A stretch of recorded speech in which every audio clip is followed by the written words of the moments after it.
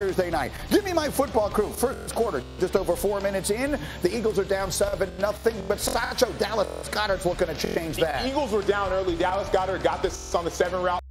Here on out, they ran away with the game. Yeah, they looked like they were in a little bit of mud last night, but that's what really good teams do. They find a way to win, and of course, Sacho, they have A.J. Brown. A.J. Brown. This is the connection that the Philadelphia Eagles have been using all season long and that they will need if they want to keep on winning. Yes, they can rely on their run game, but it's A.J. Brown that's going to be the difference. And he was a huge performer for them last week. Last night, it was the Dallas Goedert show as he puts it away. It was 8 catches, 100 yards, and a touchdown. Dallas Goedert, huge day. Eagles pull away. They win at 29-17. Hey, Jalen Hurts, you're 8-0, and he knows all about that. He's already thrown as many touchdowns from the pocket this season as he did in all of 2021 with far fewer interceptions. Look, quite candidly, you look at the numbers on the screen, this is the story they tell.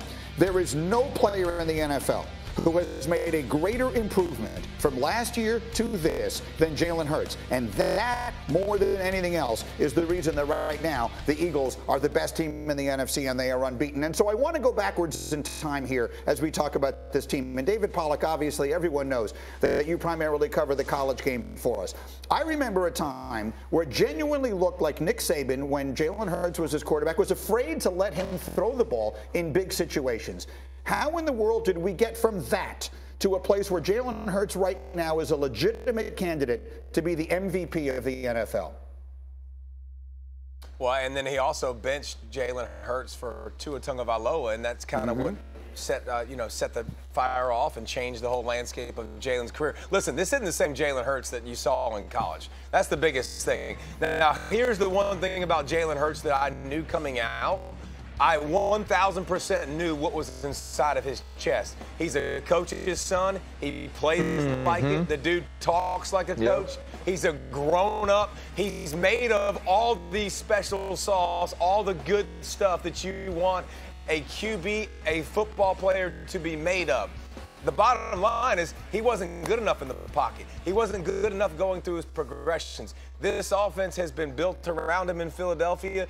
It's an absolute thing of beauty. He's matured. He's still got growth he's got to get better at. He's still got to get better with his pocket presence. Last night, a bunch of times trying to outrun stuff instead of step up in the pocket. But this is a different Jalen Hurts than he was in college. And so, RC, the comparison that I make, the players aren't exactly the same. There are some similarities.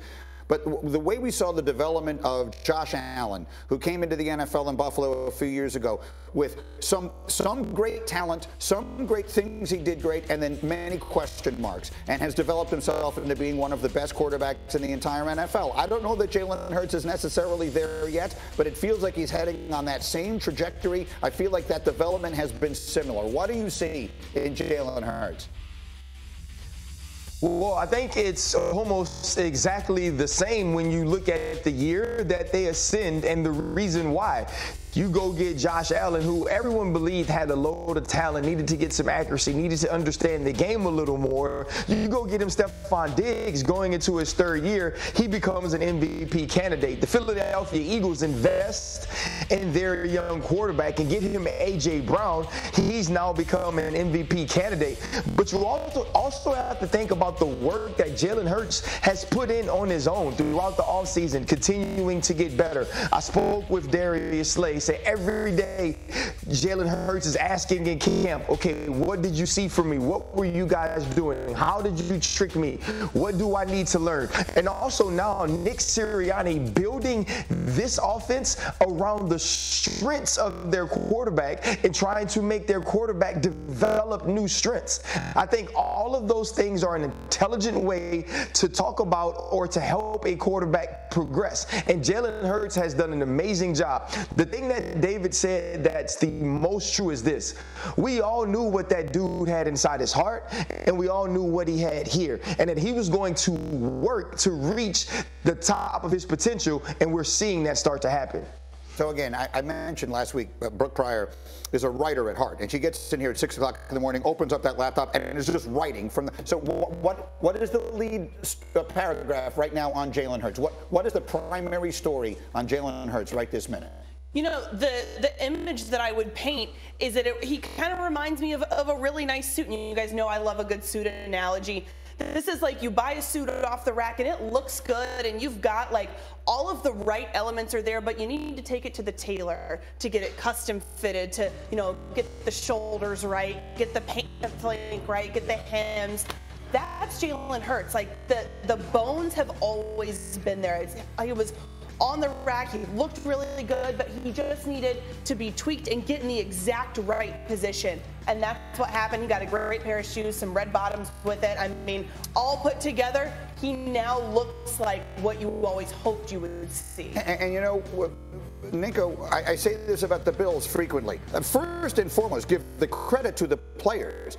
Josh Allen did the work. Jalen Hurts has done the work. No one could do that for them. But these are organizational successes, right? So many young quarterbacks are ruined in the NFL. These are organizational successes in the development of these young players. Yeah, and I think RC touched on it a little bit and bringing in the right pieces, but also putting the player in the proper position to excel from what their skill set is. And a lot of teams, you've seen it year in and year out, they stick to the same plan depending on what they like to do because they're a certain coach or they're a certain style in offense. But what you're supposed to do is shape your offense or your defense around the personnel that you have. And I think the Eagles have done a great job of bringing in different personnel like A.J. Brown and drafting Smith, and then also shaping their offensive skill sets around a quarterback that can move in the pocket, that can avoid pressure, and he can also throw the football down the field. So with that, I think the Eagles have done a great job of building this quarterback up, and his confidence goes with that. How about Asad? And credit the team for believing in Jalen Hurts. Remember, last year they had a lot of first-round picks. Even the year before, people were saying, is he the quarterback of the future? Will they use some of those picks and package them and get someone else? They didn't.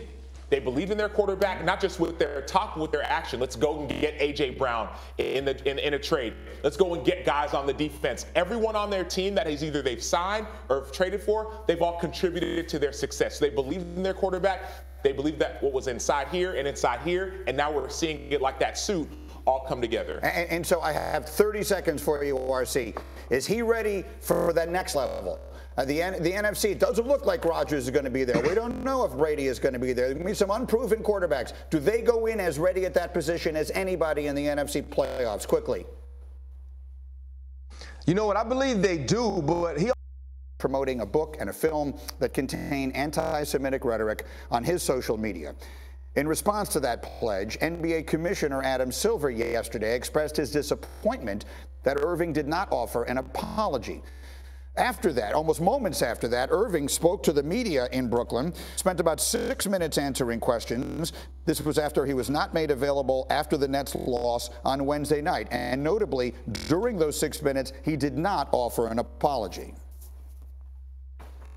Are you sorry for the hurt that your post caused people? I'll take my responsibility for posting that. Some things that were questionable in there, untrue. Like I said, in the first time you guys asked me when I was sitting on that stage, I don't believe everything that everybody posts. It's a documentary. So I take my responsibility.